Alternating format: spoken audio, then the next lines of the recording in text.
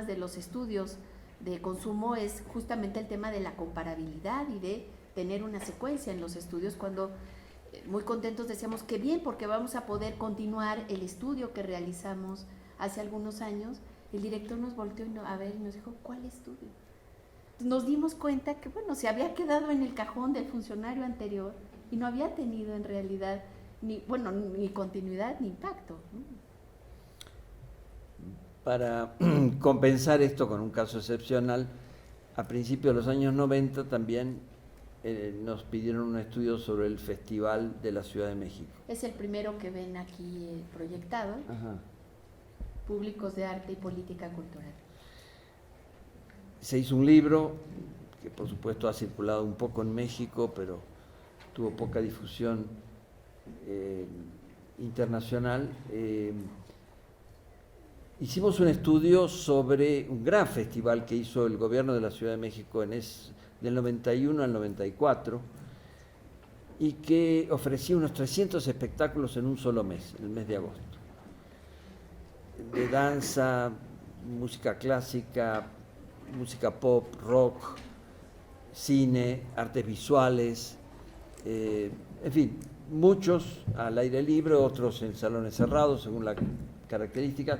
Tuvo una convocatoria extraordinaria, asistieron más de 200.000 personas y en cada espectáculo detrás había un gran cartel que anunciaba los nombres de las personas y decía Gobierno de la Ciudad de México, Festival número 1, número 2, número 4 de Cultura de la Ciudad de México. Cuando estuvimos investigando los públicos de cada festival, le decíamos, entre las preguntas, bueno, ¿quién organizó el festival? La mayoría no sabía. O nombraban el lugar donde estaban asistiendo, la delegación, o sea, la alcaldía, el centro cultural. ¿Y cómo se informaron? Y bueno, los rockeros por redes sociales o lo que se parecía a internet, algo en ese momento, por los lugares donde iban a escuchar rock, que se anunciaba esto, los de música clásica en los lugares de concierto de música clásica o en las librerías, eran casi los únicos de danza y de música clásica los que se habían informado en librerías o en periódicos, porque leían, eran de los pocos que leían periódicos. Entonces, cuando llevamos los resultados a la secretaria de Desarrollo Social que nos había encargado esta investigación, y como lo que voy a decir es positivo, voy a dar su nombre, Alejandra Moreno Toscano, una de las mejores historiadoras de México, y sobre todo historiadora de la Ciudad de México. Ella tenía muy claro cuál es el sentido de la investigación y su relación con la política, como la que ella estaba desempeñando en ese momento, y había otros funcionarios que estaban escuchando. Entonces, cuando presentamos estos resultados y mostramos que casi nadie se había enterado que era el gobierno de la ciudad que está, porque no le daban importancia a ese dato, ella les dijo a los funcionarios, ¿se dan cuenta? A los únicos que nos interesan los logos es a los políticos y a los funcionarios. A la gente lo que le interesa es el contenido del espectáculo, aquellos que fueron porque cantaba tal artista, porque era lo que iban a escuchar como bien cultural, lo que realmente les importaba. Entonces, hay casos excepcionales como ella que le dio cierta continuidad a las estadísticas, a los estudios, y que sabía leer los estudios, le importaba para corregir. Entonces, al año siguiente no hicieron la oferta dirigida en su conjunto a toda la ciudad, como si todas las ciudades se informaran en los mismos lugares. Reconocieron que había diversidad de públicos y que a los que les interesaba la danza no tenía por qué interesarles las artes visuales o el cine, y al revés, ¿no? Entonces, esa pluralidad de los públicos, que seguramente existe en Bogotá como en cualquier otra gran ciudad, nos habla de que no hay un público y no puede haber, por tanto, una política cultural. Si bien, bueno, los impactos fueron diferenciales, podemos ver después de 3 décadas y media, ¿no?, de que iniciaron ciertas tendencias que se han venido perfilando. Una es la menor participación de las universidades en el debate. Esto en realidad tiene que ver, pues bueno, con la crisis de las propias universidades, donde se habían venido insertando los investigadores que veníamos trabajando los temas de consumo. ha habido también un peso creciente de las demandas de productividad, por ejemplo, que se les hacen a los museos, que se les hacen en muchas instancias públicas para que con criterios de eficiencia empresarial atraigan más públicos, ¿no? Entonces los estudios que se han venido multiplicando no son estos estudios de largo aliento, sino justamente las mediciones de la mercadotecnia, sobre las cuales en realidad tenemos poco acceso, ¿no? Son investigaciones que se van haciendo al calor de momentos muy específicos de las propias industrias y que se integran al debate público sobre qué ha venido cambiando.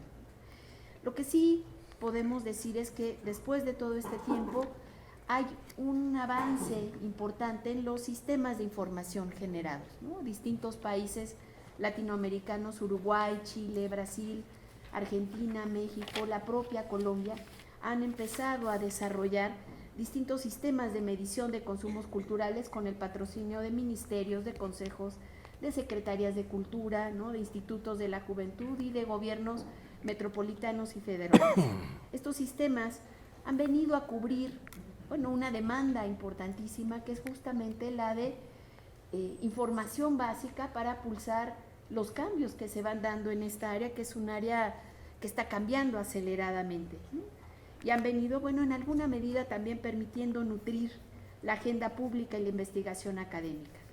Hay, sin embargo, bueno, se vienen sofisticando también los recursos analíticos. No solo empezamos a ver crecientemente encuestas nacionales y metropolitanas de consumos culturales, sino también cuentas satélites de cultura. Empezamos a ver también que, bueno, involucran estas cuentas satélites de cultura el registro de inversiones, de ofertas, de demandas culturales. Hay también indicadores, por ejemplo, sobre canasta básica y niveles de consumo que nos permiten ir pulsando por lo menos a un nivel cuantitativo básico qué está pasando con esta área, y hay también, bueno, otro tipo de índices. No obstante estos avances, subsiste algo que estaba desde el principio y que es uno de los desafíos que hemos mencionado, que es el de la continuidad y el de la comparabilidad, ¿no? Tenemos estos ejercicios, pero se realizan una vez o ya no se vuelven a realizar, o cuando se dan en 2 o 3 ocasiones, en realidad van cambiando los universos de estudio y se vuelve muy difícil hacer una comparación, ¿no? ¿Por qué necesitamos la comparabilidad? La comparabilidad es clave justamente para que lo que en un momento dado puede parecer, por ejemplo, el aumento de las visitas, en realidad, si tenemos datos cuantitativos finos, podemos hacer un cuestionamiento como el que hizo el Ministerio de Cultura francés. Francia ha sido un país que ha tenido un cuidado enorme en generar sistemas de información que año con año vienen impulsando las distintas áreas del consumo cultural, y de esta manera les permitieron, por ejemplo, que lo que podía ser interpretado a lo largo de una década en los consumos de museos, por ejemplo, aumentaron vertiginosamente en Francia en la última década y parecían, si uno lo veía simplemente viendo las estadísticas, pues un proceso de democratización cultural. Sin embargo, la manera sofisticada en la que se desarrollan las estadísticas culturales francesas les permitió darse cuenta que en realidad no era un proceso de democratización, sino todo lo contrario, un proceso de elitización. ¿Por qué? Porque los consumos en realidad crecientes provenían del aumento del turismo y provenían del aumento de la frecuencia en la asistencia de los sectores que ya venían asistiendo antes, ¿no? Necesitamos entonces este tipo de recursos, y que creo que es uno de los grandes retos para el desarrollo de los estudios de consumo. Hay otro reto, y creo que es, bueno, el reto principal sobre el que ahora estamos, el que cambió el perfil de los consumos. Siempre habíamos reconocido el que había una dimensión activa, pero la convergencia digital y, bueno, la ampliación de la posibilidad de la participación de los otrora públicos ahora convertidos en usuarios de las redes ha cambiado el perfil de la relación con las ofertas y los consumos culturales.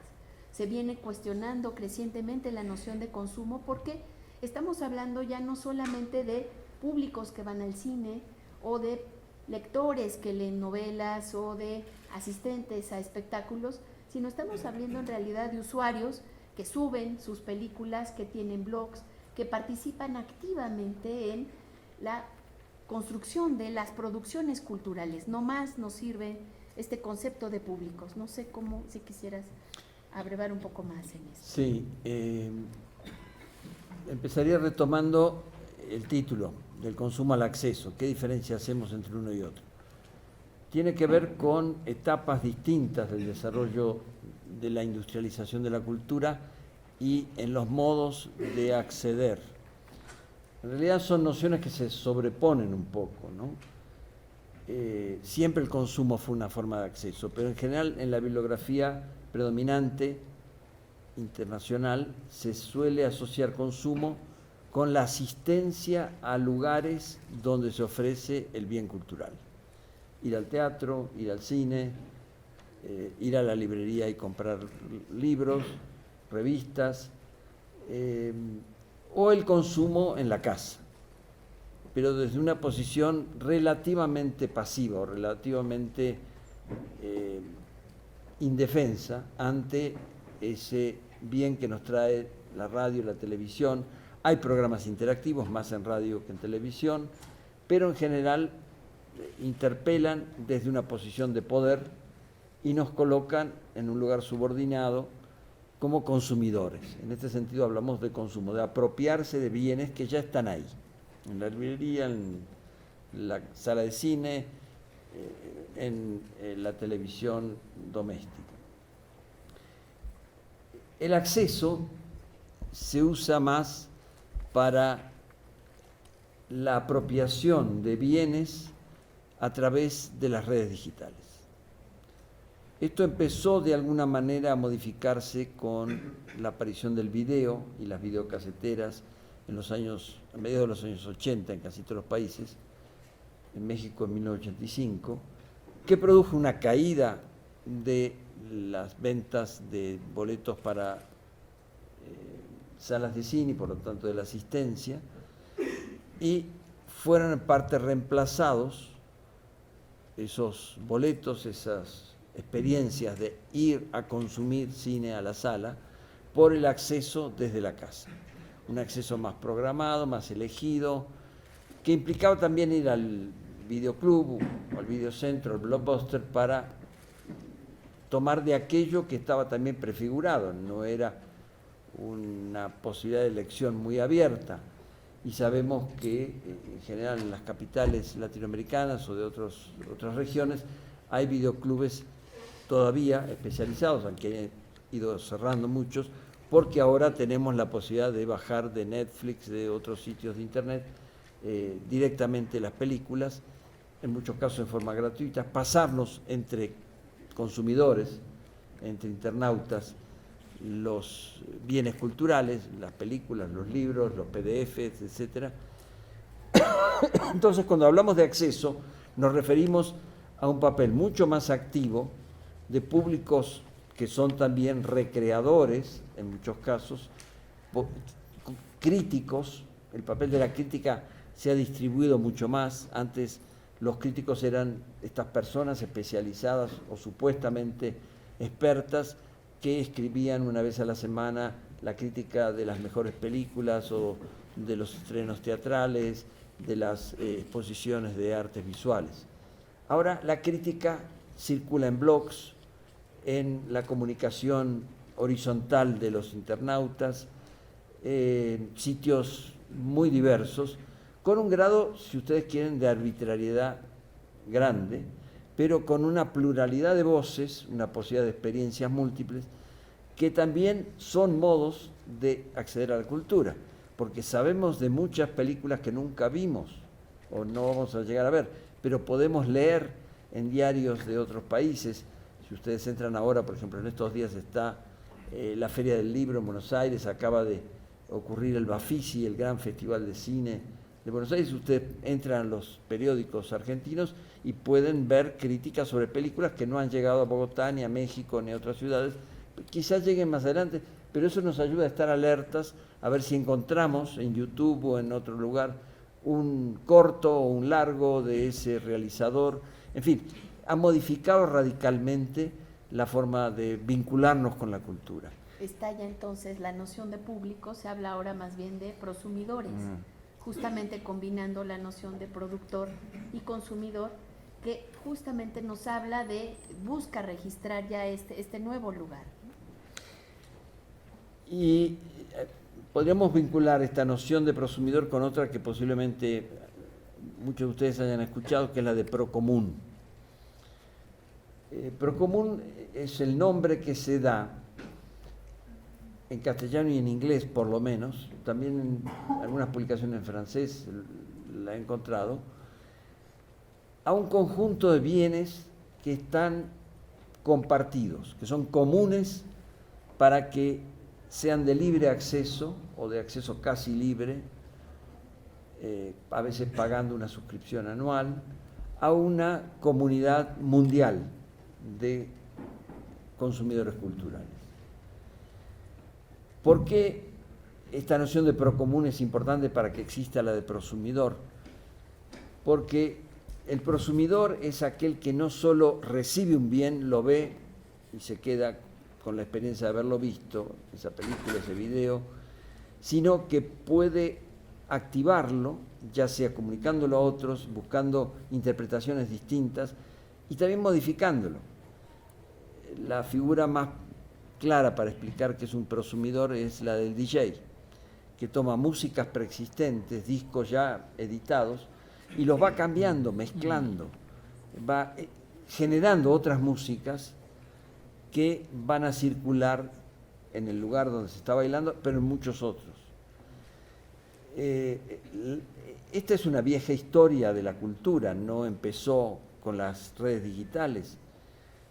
Sabemos que toda película basada en una novela de Dostoyevsky, de Kafka, de lo que hizo Orson Welles con El Proceso, es un acto de producción a partir de un consumo. No fue Orson Welles simplemente un lector inteligente del Proceso, sino que retomó la novela y le dio otra forma, le dio imágenes que los lectores solo habían tenido en su fantasía personal.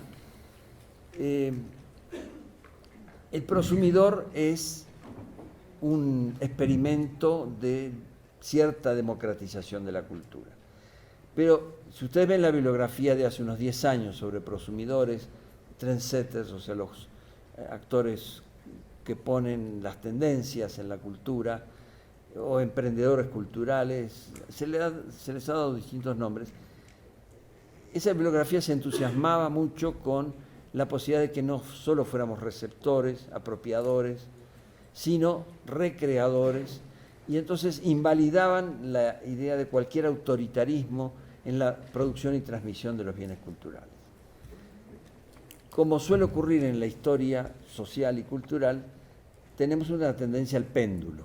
Cuando nos habíamos ido mucho para este lado y descubrimos que había otras cosas que sucedían en los procesos sociales, nos fuimos al otro y dijimos, no, ya, la producción autoritaria, monopólica, sí, sigue existiendo. Es cierto que se han caído las grandes empresas de producción de discos que controlaban hace 10 años el 90% del mercado mundial. En la actualidad no controlan más del 50%. ¿Por qué? Porque gran parte de las músicas circulan horizontalmente en la red, se comparten, se usan, se transforman, se recrean, pero ¿hasta dónde se puede extender esto? Todos queremos ser prosumidores, no sé, imaginemos la escena de un baile donde todos quieren ser DJ, ¿no? Sería un poco difícil de sostener. Nadie escucharía a los otros, porque todos queremos... Entonces, en realidad lo que sigue existiendo es un proceso de producción, de recreación, de escucha, y por eso seguir estudiando los públicos, la escucha, la recepción, sigue teniendo su complejidad específica. Es cierto que esto interactúa de un modo diferente a lo que se hacía en el pasado. Y lo que nos parece apasionante en este momento es justamente no quedarnos con aquellos viejos estudios sobre consumo, que siguen siendo necesarios, que han sofisticado mucho su metodología, pero que nos han obligado a pensar cómo se reubican los bienes culturales en múltiples escenas y cómo actores muy distintos, de distintas generaciones, clases sociales, que usan más el iPhone o que solo usan la computadora o que siguen prefiriendo ir al cine y ver en la gran pantalla la película y no verla en su pantalla de televisor en la casa, son maneras distintas de presentar los productos, ¿no? Y además es interesante que esto no se da de un modo esquemático, binario, ¿no? Aquí están los adultos aferrados a las salas de cine, de teatro, al libro en papel, y del otro lado están los jóvenes que ya no leen libros, que leen solo PDF, no leen, ¿no? o que no leen, la peor. Después quisiera hablar un poco más específicamente de esa cuestión de la lectura y cómo deberíamos cuestionar las encuestas. Pero no, entre un prototipo y otro hay una cantidad de zonas intermedias y, por ejemplo, algo que hemos visto en los últimos años en América Latina es el crecimiento de festivales de cine. En México hay 6 en la Ciudad de México, festivales de cine independiente que presentan películas, muchas de ellas documentales, también cine de ficción alternativo, de países que no entran en la órbita de Hollywood, que salieron de Bollywood, de la India, que salieron de países de otros países asiáticos, árabes, etcétera, y que no llegan a las pantallas comerciales porque a priori los distribuidores Hollywood o dependientes del circuito de Hollywood piensan que no van a tener público suficiente. Y o cine latinoamericano, o cine del propio país, cine mexicano. Ana tiene una anécdota muy buena de cómo se identifican cuántos fueron a ver una película en la Ciudad de México, la de los tickets vendidos con el nombre de otra película, cuando ibas a ver una película. Así, bueno, en realidad este nuevo escenario es un nuevo escenario no solamente para repensar a los públicos, sino es también un nuevo escenario que ha hecho estallar las maneras tradicionales en las que se controlaba la distribución, ¿no? ¿Qué ocurrió con las salas a partir de finales del siglo XX? Que esta crisis de la que habló Néstor, ¿no? Cuando desde los años 70, bueno, finales de los 60, los 70, empezaron a cerrar crecientemente las salas de cine y se empezó a pensar en el fin del siglo Lumière, ¿no? Justamente, si uno veía las estadísticas de asistencia, venían en picada y se pensaba que no más ahora, frente al aumento de las pantallas en las cuales se podía ver cine, no más íbamos a ver películas en las salas de cine. ¿Qué ha ocurrido en la actualidad? Bueno, ha ocurrido que con la creciente posibilidad de acceder a través de internet, a través de la piratería, a través de, bueno, la multiplicación de las pantallas, tenemos cada vez más posibilidades de ver otros cines, ¿no? Se ha abierto la posibilidad, por ejemplo, de que veamos el cine latinoamericano que no, en América Latina, que de ninguna manera va a llegar a las salas, ¿no? Es justamente a partir de entrar en esos circuitos se transforma también las posibilidades de entenderlo. La anécdota era... La película de Ambulante en Cinépolis, que la identificaban, compraban el ticket y ya aparecía otro nombre. Que es terrible. Bueno, una de las estrategias de los distribuidores en las salas tiene que ver justamente con que, bueno, veíamos que qué es lo que ha ocurrido con la reorganización de los consumos. Se multiplicaron las ventanas, pero las salas de cine en realidad están crecientemente copadas, no solamente en América Latina, sino incluso en países europeos que habían venido desarrollando políticas de protección a sus propias cinematografías, están copadas por las distribuidoras norteamericanas. Lo que le comentaba a Néstor era justamente, había ido a ver yo una película mexicana, un documental, me llamó la atención que el boleto tenía el nombre de una película comercial norteamericana. O sea, nos dimos cuenta, decíamos, bueno, no nos dieron un boleto equivocado, y no, o sea, justamente lo que estaban haciendo los exhibidores era que todas las regalías por los que habíamos ido a ver una película que no era una película comercial, se iban al cine, a las películas norteamericanas con esos boletos. Y otra consecuencia de contabilizar de esta manera distorsionada es que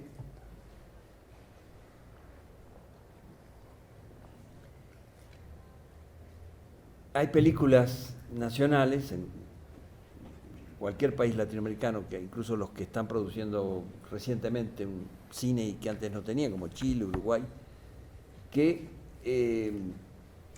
se mantienen en las carteleras comerciales si duran más de una semana. Pero si se cuentan de esta manera, los boletos, a los 3 días van a decir, no, esta película no la viene a ver nadie, quitémosla de la cartelera, ¿no?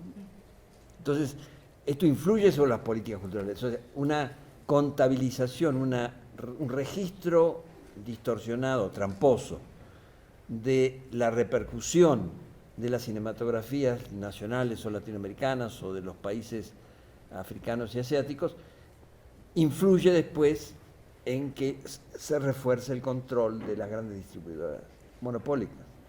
Esto ha venido haciendo, por ejemplo, que se multipliquen las posibilidades para cinematografías que no han sido las cinematografías dominantes. Sabemos, por ejemplo, en la actualidad que Hollywood no es la cinematografía que produce más películas. La India, por ejemplo, produce muchísimas más películas que Hollywood. Nigeria produce muchas más películas que Hollywood, y buena parte de la distribución de estas dos potencias a nivel mundial tiene que ver justamente con la multiplicación de los canales. Se hace a través de películas que circulan no por los canales tradicionales y que van haciendo, por ejemplo, que pequeños productores locales potencien sus posibilidades también como emisores. Han cambiado, estamos haciendo un recorrido en realidad por distintos desafíos de la investigación en la actualidad. Uno de los grandes retos, por ejemplo, es qué consideramos público, qué consideramos lector. No más cuando vemos, por ejemplo, en las encuestas nacionales la definición de lector, generalmente tenemos todavía una visión tradicional. ¿Quién es el lector? Es el que leyó el año pasado, ¿no? O al menos un libro o un fragmento de un libro. Hemos venido cuestionándonos esto porque sabemos que así como una porción muy pequeña de las películas que vemos en realidad las vemos ahora en las salas, una enorme porción de las películas que vemos ahora las vemos a través del internet. Escuchamos la radio ahora a través del internet. La convergencia mediática ha transformado nuestros modos de acceso, ha transformado también la noción de lector. Si ustedes mismos ven la cantidad de horas que dedican a leer en sus pantallas, ¿no? En sus celulares, en el internet, en otros soportes, la noción del lector no puede estar más basada en la noción del lector que es el lector de libros. No sé si quisieras comentar un poco sobre esto. Sí. Subrayo, ya que estamos en una universidad, que estos procesos acelerados de cambio nos están obligando constantemente no solo a hacer más investigación, sino a cambiar la manera en que la hacemos y los conceptos a partir de los cuales estamos tratando de entender lo que pasa en la sociedad. Y doy 2 o 3 ejemplos. Uno es retomando las encuestas nacionales de lectura en Francia. El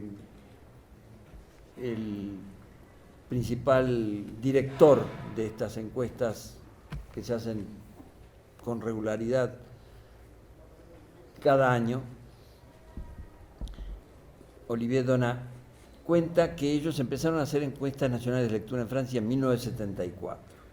La mayoría de los países latinoamericanos hasta fines del siglo XX no tenían encuestas de lectura, o las tenían mal hechas. Ahora voy a hablar de las de México. Ellos empezaron en el 74 y dice Olivier Donat, es muy interesante ver la lectura y lo que decían los franceses cuando se les preguntaba cuántos libros habían leído, cuántas revistas o periódicos habían leído el año anterior, intervenían, o sea, construían su respuesta en relación con otros consumos culturales y con otras maneras de distinguirse en la sociedad. Y todos sabemos, lo que hemos estado haciendo encuestas sobre cuánto se lee, que es quizá uno de los rubros en que la gente ha mentido más. Porque me dicen cuántos libros leí el año pasado, no voy a decir ninguno. Pero después, si hay preguntas de control, como, bueno, ¿y cuáles son los 3 libros que más le interesaron? La Biblia, García Márquez, y ya empiezan a poner nombres de autores porque no se acuerdan ni los títulos. Bueno, entonces, una respuesta desmiente a la anterior. Una anotación nada más. ¿Por qué mentimos? Mentimos en realidad, esta mentira es muy significativa para los investigadores.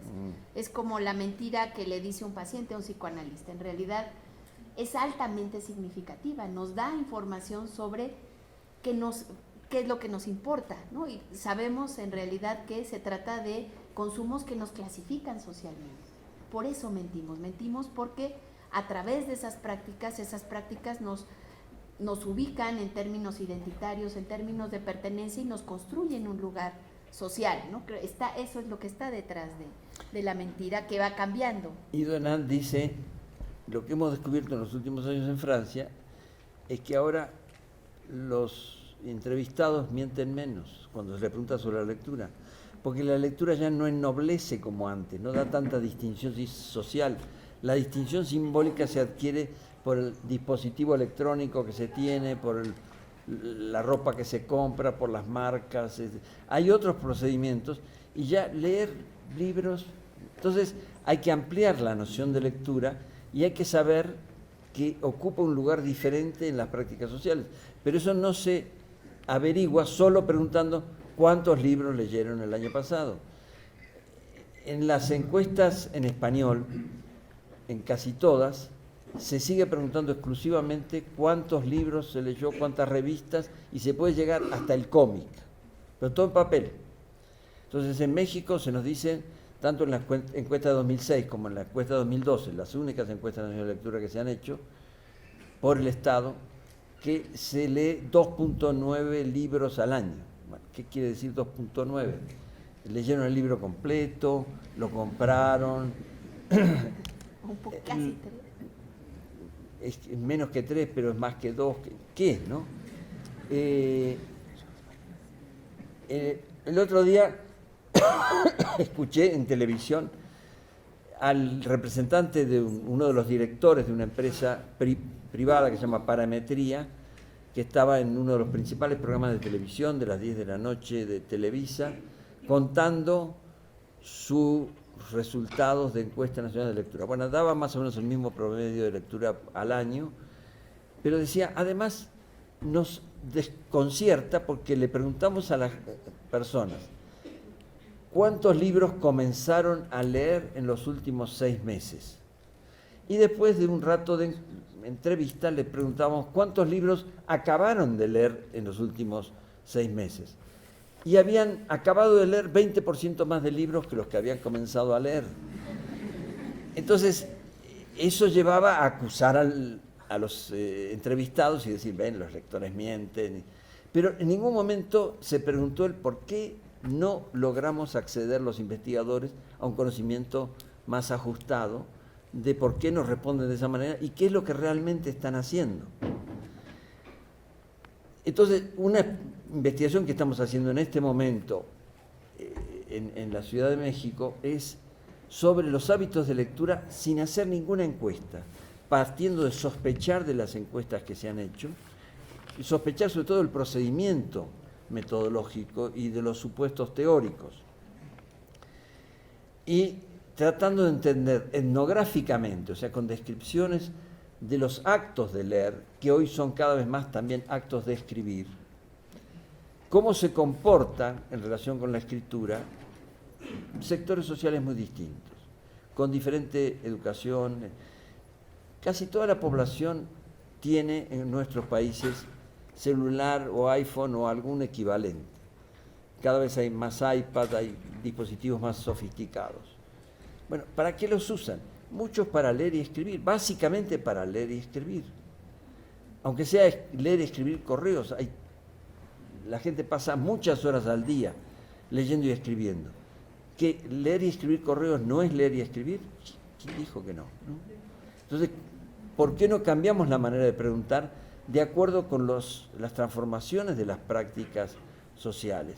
Y estamos empezando a ver, la investigación empezó en enero, que en sectores populares se lee y se escribe muchísimo, se transmite información sobre un artículo que salió en tal revista, sobre un análisis editorial de un periódico sobre una medida que tomó el gobierno de Peña Nieto. En fin, hay otra manera de circular entre gente que no compra el diario ningún día, que no tiene capacidad de comprar revistas semanales, pero que tiene el dispositivo que le permite acceder y comunicarse con otros que sí leen o que leyeron otras cosas distintas que las que... Entonces no es solo un uso privilegiado de los estudiantes y profesores universitarios, de una élite, no. Es un nuevo tipo de acceso que se está desarrollando de modo muy diferente que hace 15 o 20 años en toda la sociedad. Entonces no podemos hacerlo, no podemos entender lo que pasa si tenemos el concepto, uno de los más aberrantes que he visto de lector, que lo conocí hace poco porque me enviaron la encuesta, la última encuesta nacional de lectura hecha en Brasil en 2012, y la encuesta, que tiene aspectos muy rigurosos, muy sofisticados técnicamente, en la técnica de encuesta, empieza definiendo qué es lector y qué no es lector. ¿Quién es lector? El que leyó en los últimos 3 meses un libro o una parte de un libro. ¿Qué es no lector? El que no leyó en los últimos 3 meses un libro o una parte de un libro. Entonces, multitudes que todo el día están escribiendo mensajes y recibiéndolos y leyéndolos, no son lectores. Todo lo demás de la encuesta está equivocado, obviamente, porque la definición del principio estuvo mal formulada.